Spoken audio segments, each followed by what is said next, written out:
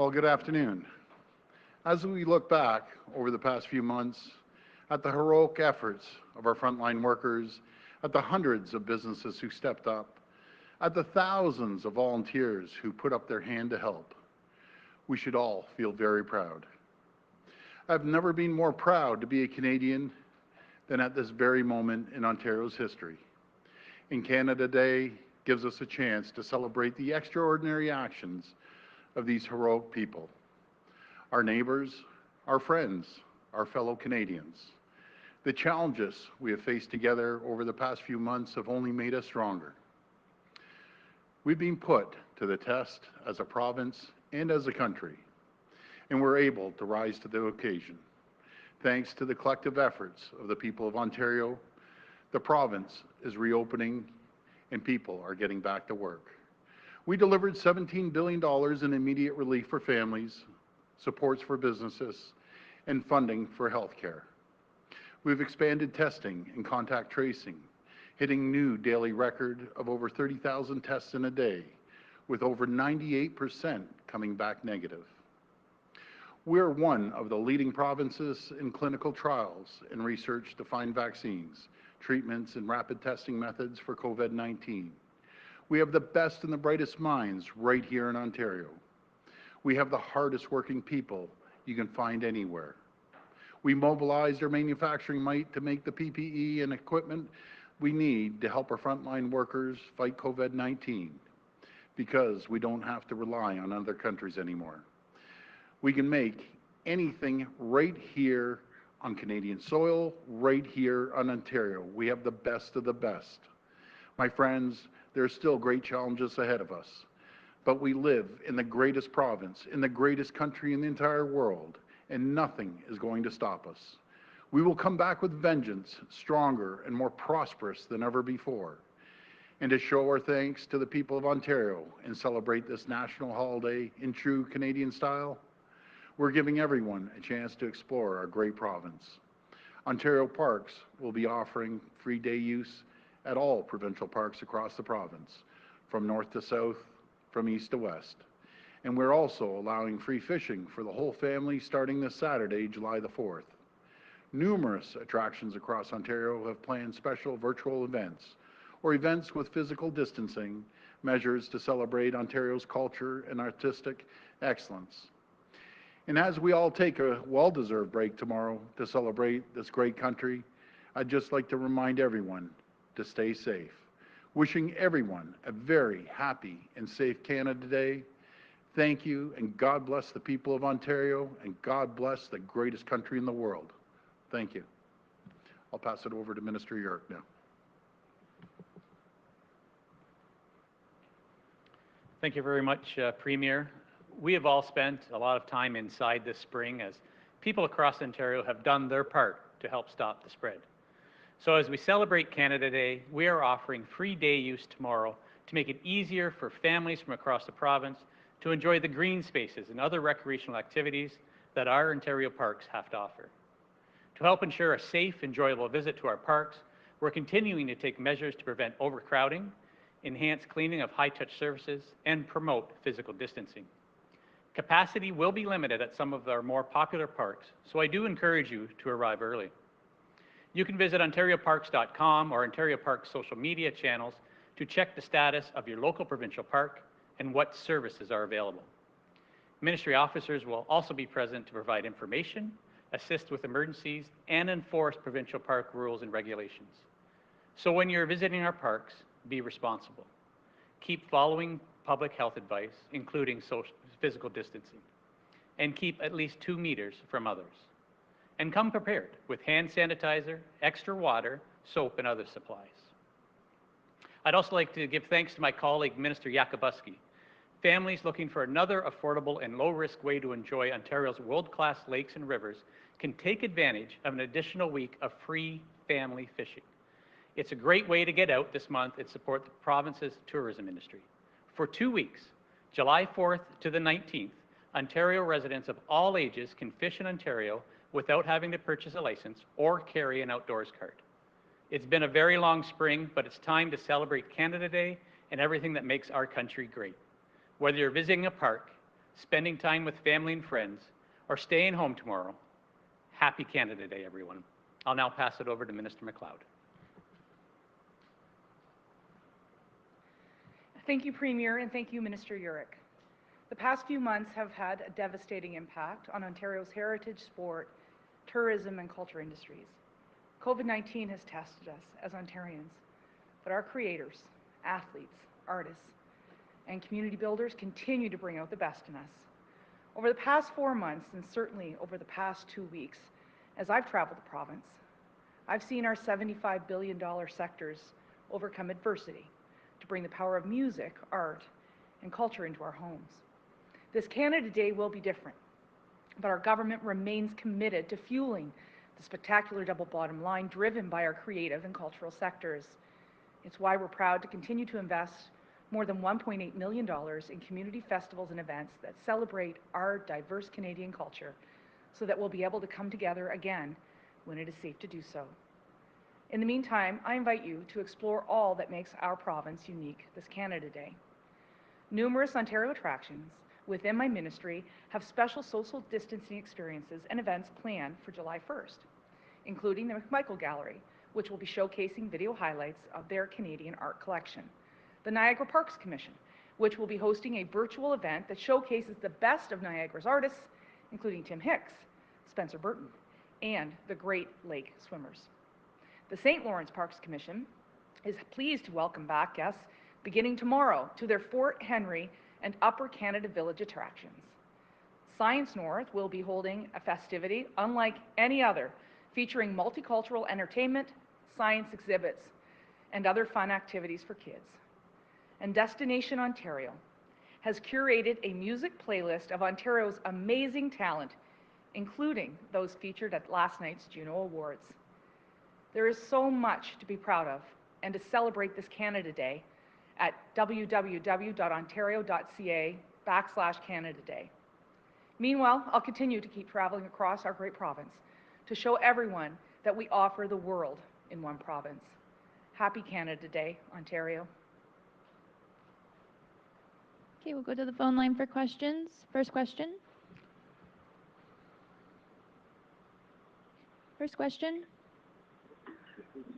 Your first question comes from Jason Chapman with 640 Toronto. Please go ahead. Premier, thanks, and thanks for the Canada Day wishes. Yeah, thank you, You know, Jason. I'm asking this question because we're talking about all the entertainment stuff, and I've got kids crawling all over me, and I've had parents in my neighborhood ask me about this. Yeah. Lots of things are opening. Playground equipment in the province is still off limits. I'm wondering why, and if there's a timeline to reopen playground equipment to kids. Lots of the tape has come down, Premier, and there's confusion again. Is there a plan as part of phase 2 to reopen that equipment? I'll pass that over to Minister Elliott. Thank you.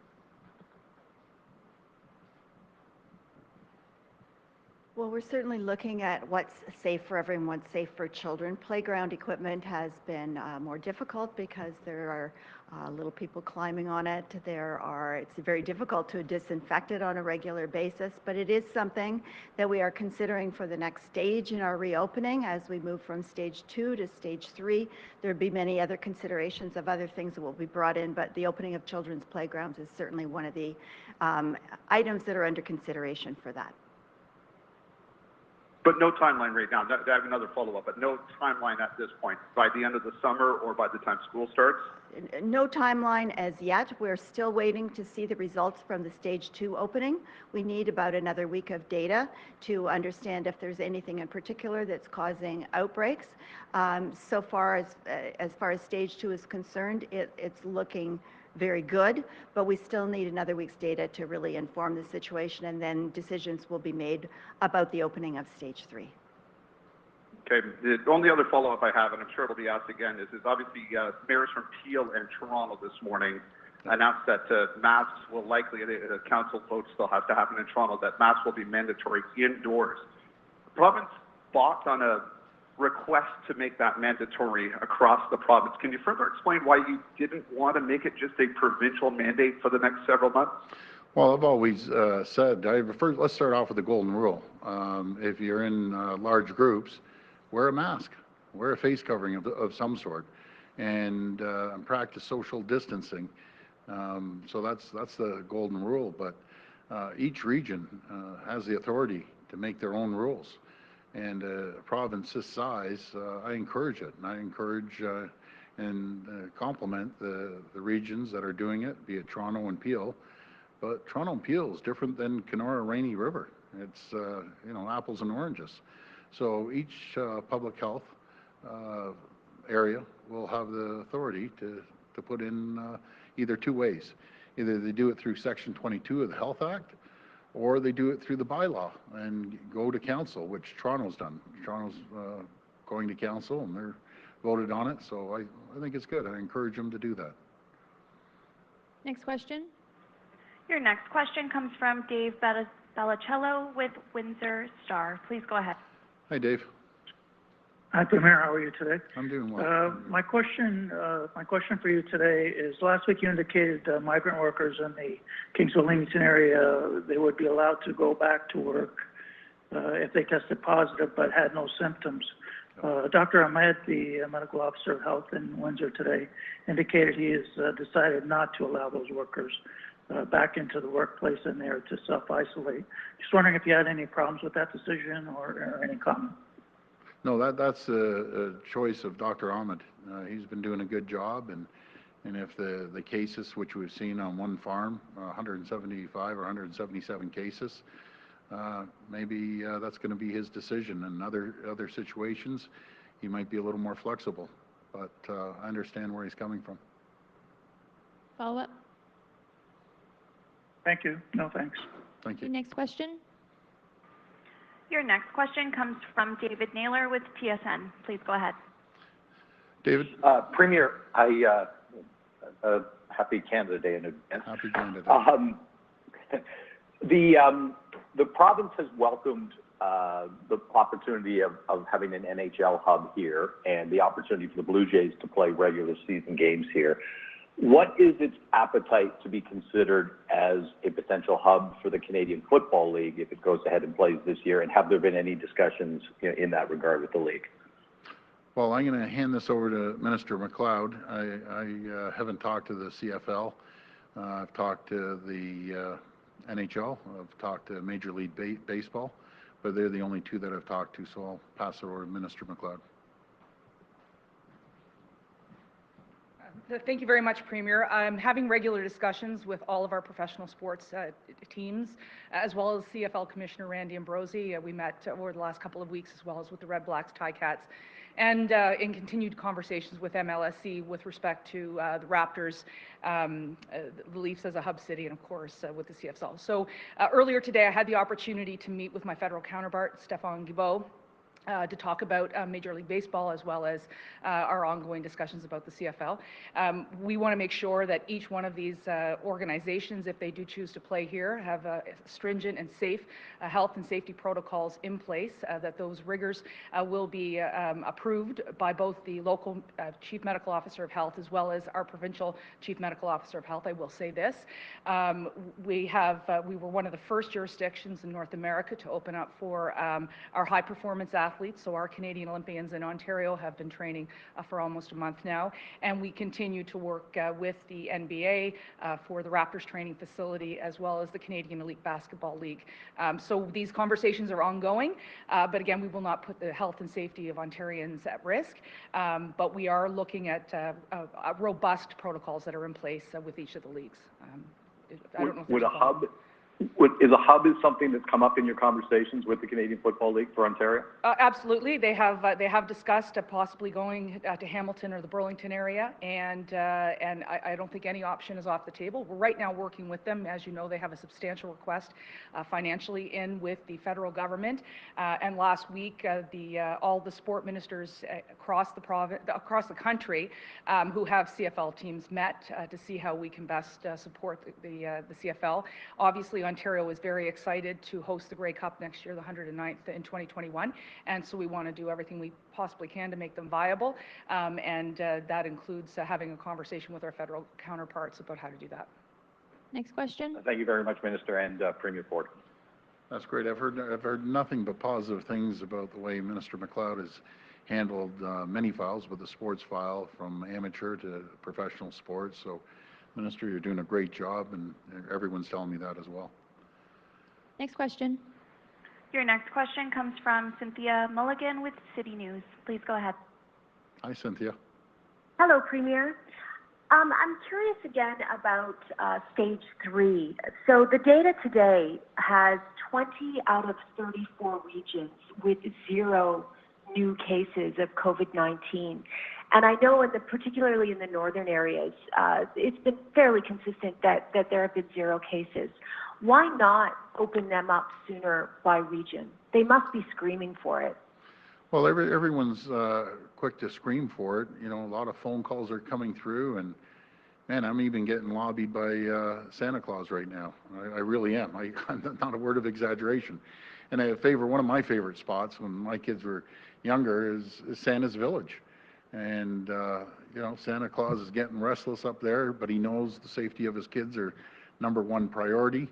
But what a great destination, one of the great destinations. Again, I'd bring all my 4 girls. So right from Santa to you name it, from the, you know, the dog catcher is on to me about opening up, but we have to do it safely. And we will do it safely, and we're going to do it in steps as we did before. And we just have to continue seeing the numbers go in the right direction, which they have. And I'm going to hand it over to the Minister of Health. She's the Commander-in-Chief at the health table. So I'll pass this over to the Minister of Health.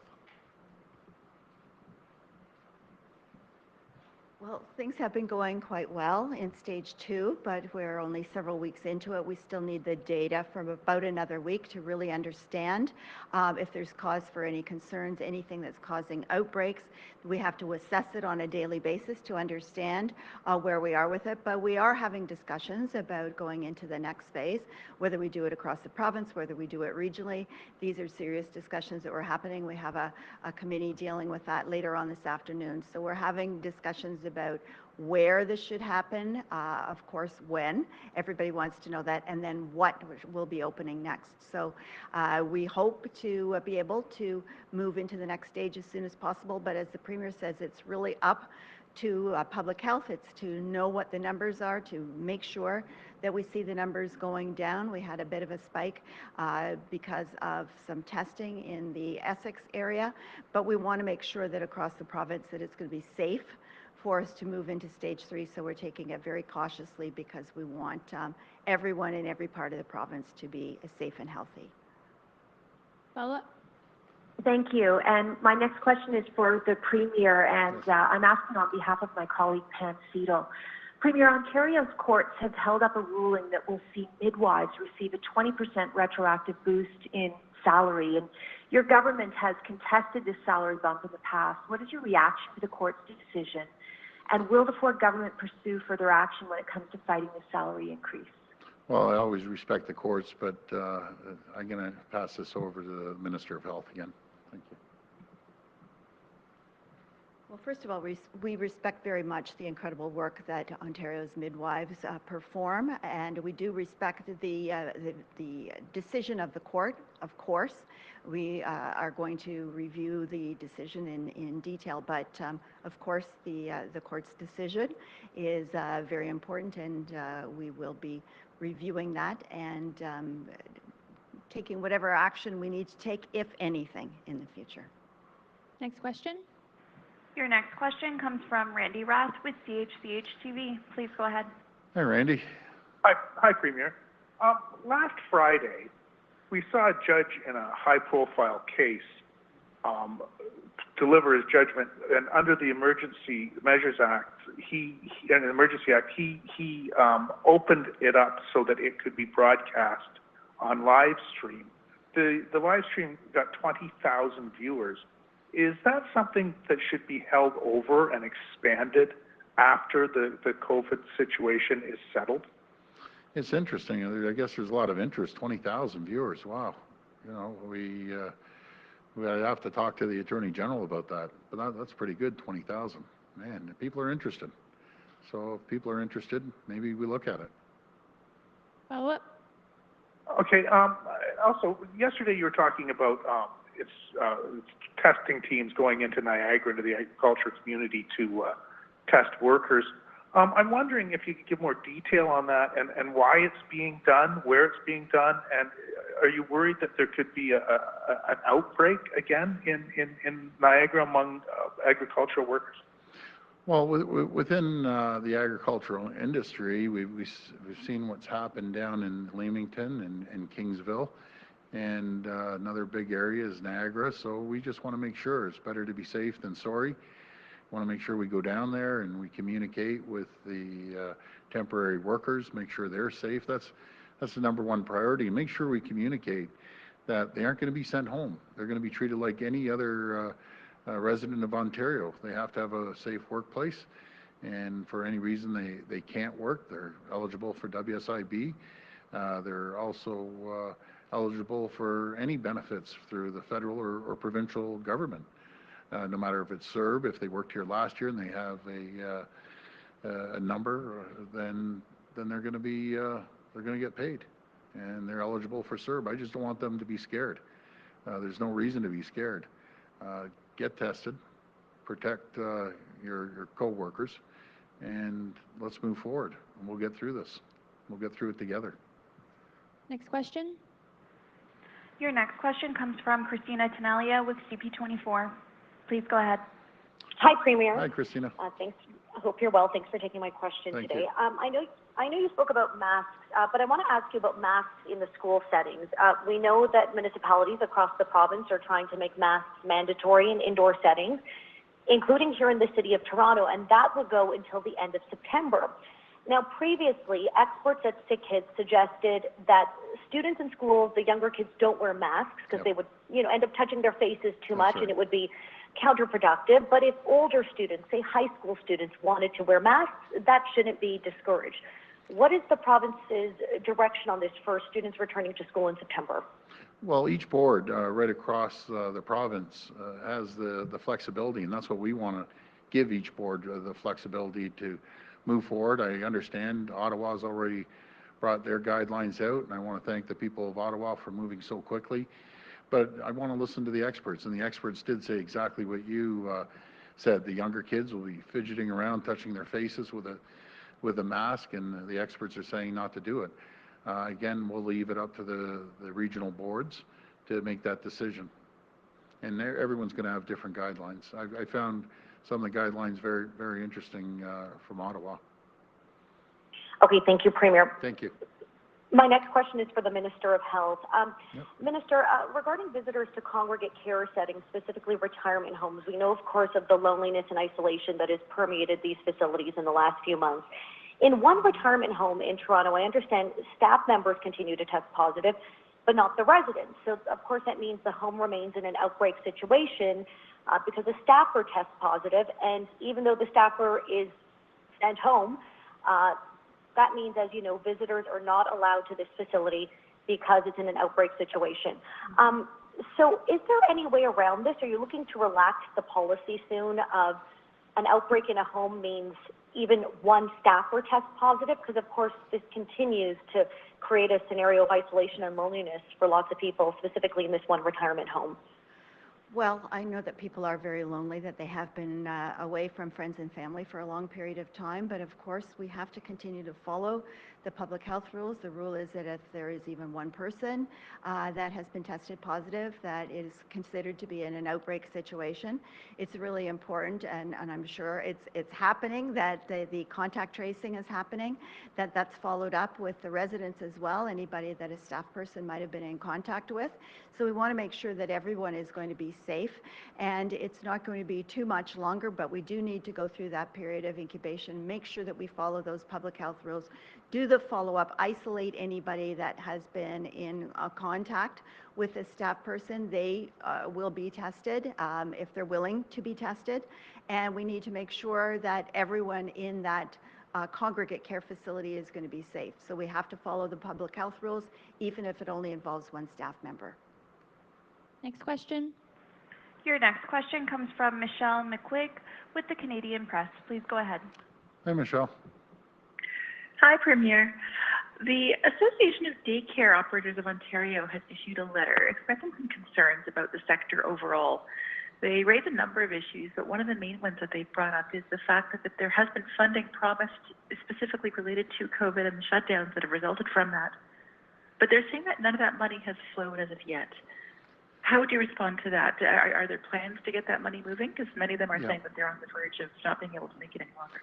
So I'll follow up with Treasury Board, see when the money's going to be flowing. I know there's multiple employers right across the board, and we just want to make sure it gets to the right place. But I agree. Nothing drives me more nuts when government takes their time when people are in desperate need. But we'll make sure that we get that flowing, and we'll call you back on that answer. Every question that I've ever had from day one, we always make sure we get back to you. So I'll find out when that money's flowing and what the delay is. Thank you. And on a similar subject, they're saying that most of the licensed daycare operators in the province have not yet been able to reopen, partially because of this lack of funding. As more of the province gets back to work, is this news to you that most of the centres have not yet been able to open? And they said a couple of reasons for that. It's not just the money, which you've addressed, but they're saying that there's been a real patchwork of rules governing the reopening and that there hasn't been a lot of clear guidance from the province on that front. Well, we've had clear guidance. Like, we don't change the rules, and I'd be more than happy to get public health to answer any of the questions.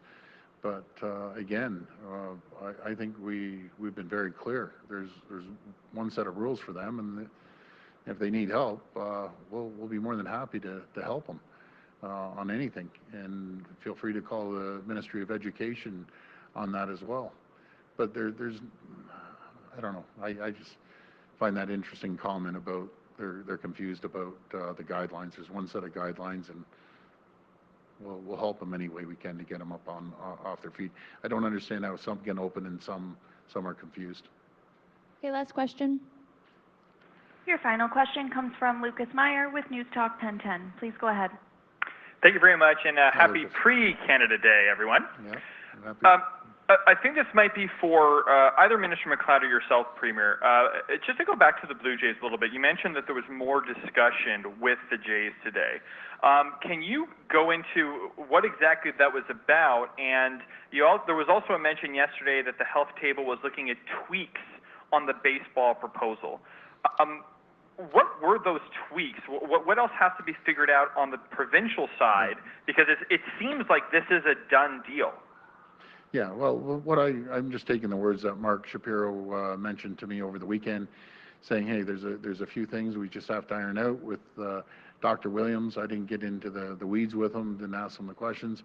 He seemed pretty satisfied. All three levels of government are cooperating, and I'll pass the balance over to Minister MacLeod.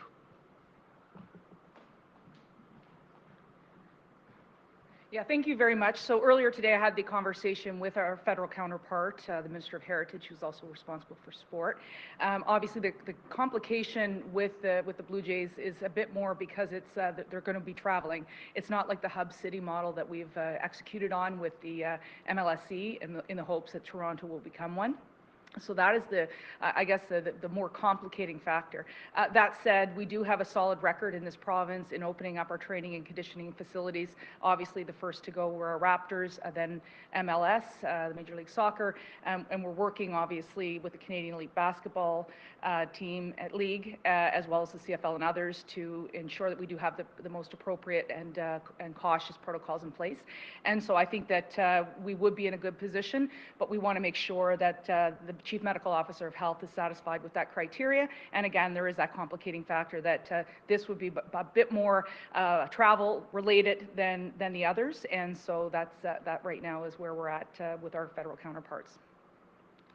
And Premier, if I could just go back really quickly to the masks, is it fair to say that because certain regions are taking their own mandatory approach, that for you, any possibility of a provincial mask order is out? Is it fair to say that that's just not going to happen on the provincial side at all? That's correct. It's up to each region to make that decision. They have the authority to do it, and I'll support them on any decision that they make. And I have all the confidence in the 34 public health units. Thank you. Thank you, everyone. Have a great, safe Canada Day. All the best.